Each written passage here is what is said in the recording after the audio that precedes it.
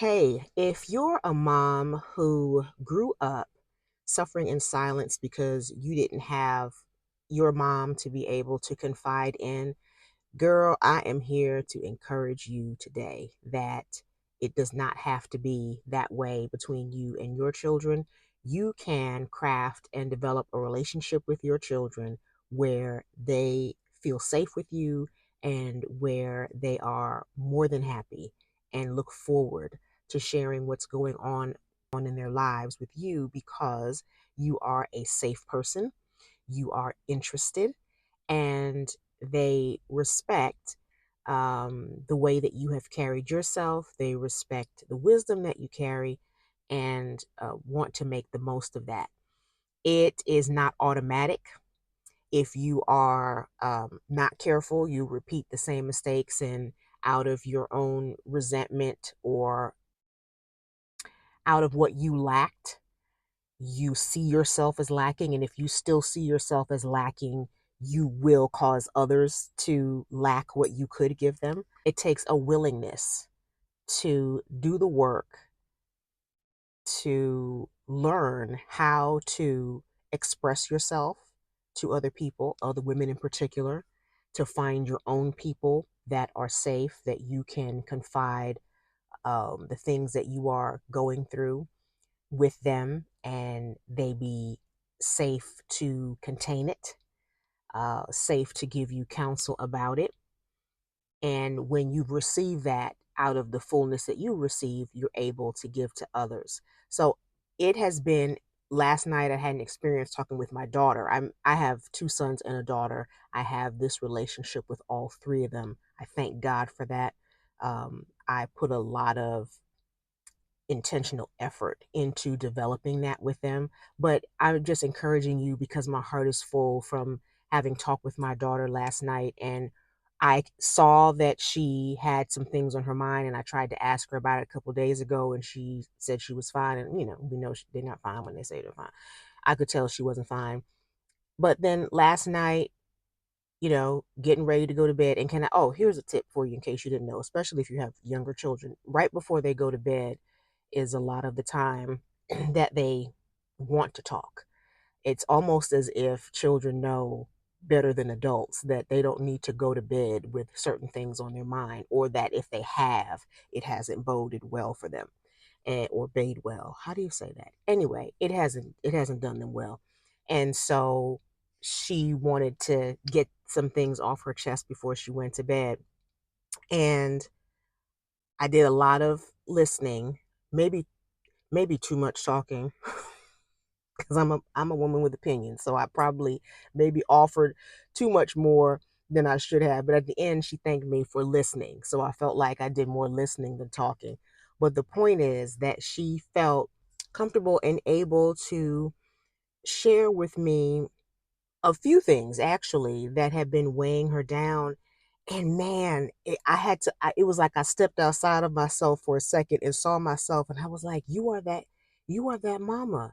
You are that mama that you did not have. Like, you are listening to her, and she's able to be her authentic self with you, to share her actual frustrations, her actual concerns, the full gamut of her feelings, and you're making space for that. And you are, and you're not even trying to solve it all, because that's some of what the tendency can be if you went without people ever hearing you out when you're growing up, without your mother hearing you out. You might turn out to be a rescuer, and every time your children are telling you something, you not only want to listen, you want to fix it. But for me to just be in a position to listen to her, uh, to when she was finished speaking, to then share what I've observed about her, to even counter what she was thinking and feeling, or how her perspective of herself, just to have that, for her to come away from that to feel seen, known, loved, um, appreciated, that she has value, that someone in the middle of walking someplace else would stop and listen to her, and that someone is her mother. I know from the lack. And if from the lack what that felt like to not have it. And I'm telling you, to be able to give that to your child is a gift that I treasure. I'm so grateful for. If you're saying, okay, great, but how did you get there? What did it take? Okay, it took acknowledging what I didn't get. A lot of times we just make do. Like, before we even know what we don't have, we're just making do without it, and we're making excuses, and we're acting like we didn't need that anyway. You did need it. You did need some place to unload. You did need someone as you were growing up to help you process what you were experiencing, because you'd only been in the world for a minute and you didn't know what to make of what you were processing, and they have gone ahead of you and they've had those experiences. And so they could share the benefit of their insight, even if it's not the same experience. There's nothing new under the sun. It might be variations, but at the core, we're all going through the same things all throughout the generations. And to be able to sit with your child and hear them out and hear how life is hitting them in this generation of life, and offer some counsel from your experiences, is priceless, so that they don't have to start from zero. So anyway, I don't remember what I was saying, because I'm just talking out of the fullness of my heart. But oh, how? So I first had to acknowledge that I have gone without something that I needed, and that it cost me, that going through things in silence turned me into a woman who suffered in silence. And that is costly. And then I had to agree that I didn't want my children to pay that cost either, that I wanted and needed to show up as the mom who was available for them. And I'm so grateful, because this culture that we're all in now is one that will silence you in a minute. It makes no room for your feeling, or your feelings, your perspective, your experience of going through this world. If it doesn't line up with what they want to hear, if it's not entertaining, there's just no room for it. And so grateful to be a mother in this age and time, and to be a safe place for my children. So it took being aware of what I didn't have, being determined to offer my children something different, and then to be proactive about becoming that person. You don't just become that person because it's wishful. Obviously, it took compassion on my part to want to be that person. Uh, it also took prayer. I mean, the fact of the matter is, I'm still a person who grew up without someone so much to confide in. I had my friends, but I mean, my friends are going through the same thing I'm going through, and we're just the blind leading the blind. So that's one thing. But to have your mom to give context to what you're experiencing, and to give you a perspective that is beyond your emotion of the moment, but that has the benefit of her experience in the past, and to be able to see ahead of you, and to know that things will work out, even though it feels like everything is a catastrophe right now. Things will work out. Trust me, I've been there, done that kind of thing. um, when you have grown up making do, suffering in silence, it is practice to become someone who listens. I have a personality and I have career experience that lends itself to being an active listener. But even still, I'm still me, and I still have that little girl in me who just makes do, who will just uh, go through a situation by myself and don't really even think to talk to anybody about it, because I didn't used to have anyone to talk to about it. And so a lot of it is in real time. I still have to remind myself. I still have to say, hey, don't be on the phone while she's talking. Like, stop and listen to her. Stop, look at her while she's talking. Give her that moment. give her your eyes so that she can see that you see her. You're not, and that you are listening. It's not just words going in and out. You are actually listening. And what you ever I'm scrolling through or whatever I'm working on is not more important than she is or than my sons are. That I stop and give them that time. And in this fast paced culture that we live in, we think that we have no time, and I have got to get this done and I don't have.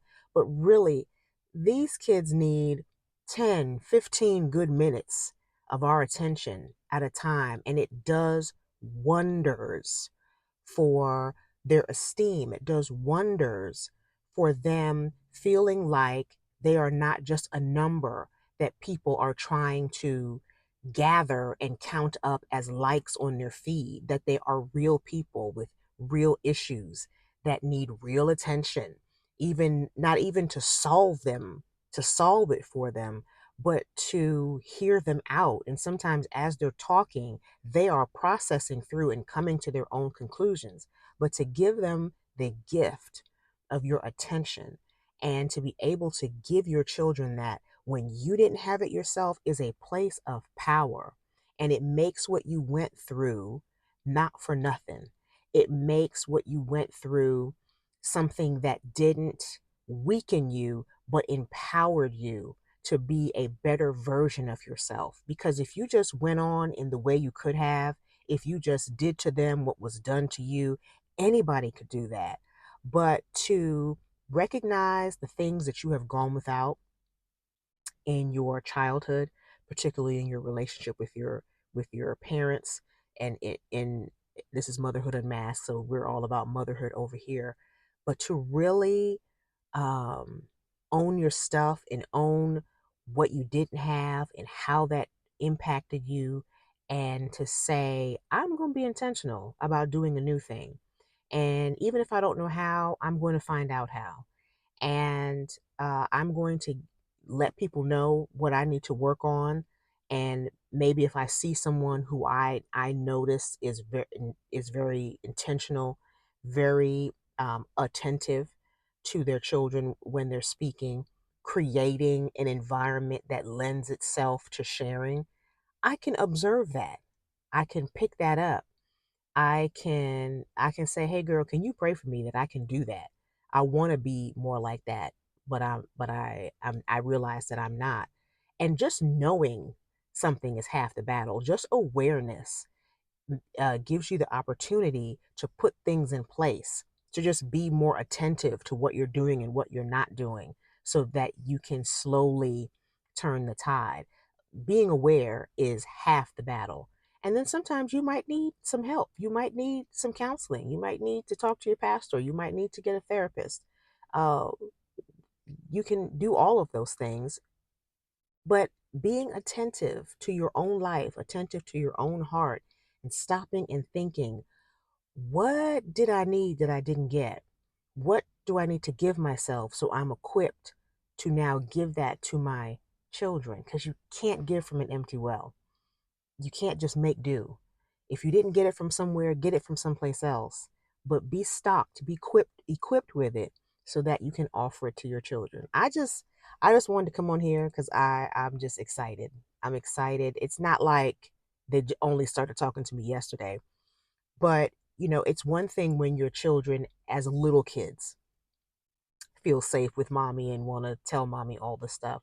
But when you have young adults, and yes, I'm old enough to have young adults. When you have young adults who will come and you're not pulling teeth, but they want to come and talk to you about what's going on. I'm sure they're not telling me all the things all the time, but they're telling me a lot. And to have been a hurt person, to have been a hurt person, and we all know that hurt people, but to have come on the other side and have become a safe person, that is priceless. That is what I'm excited about. That's what I really appreciate. I appreciate how far I've come. It has not been easy. There's been a lot of tears. There's been a lot of grieving of things that I did not have. But there's also been a lot of self advocacy. There's been a lot of self awareness even before the self advocacy. And it's brought me to a place where I don't need to be bitter or resentful about my childhood. I see how my childhood was a gift to me. Um, yes, painful as it was, to equip me to be a mother that is a blessing to my children and not a harm. So I encourage you with that today. I hope that helps you. And until next time, when it comes to you being the mother of your children, girl, you are the woman for the job. Take care.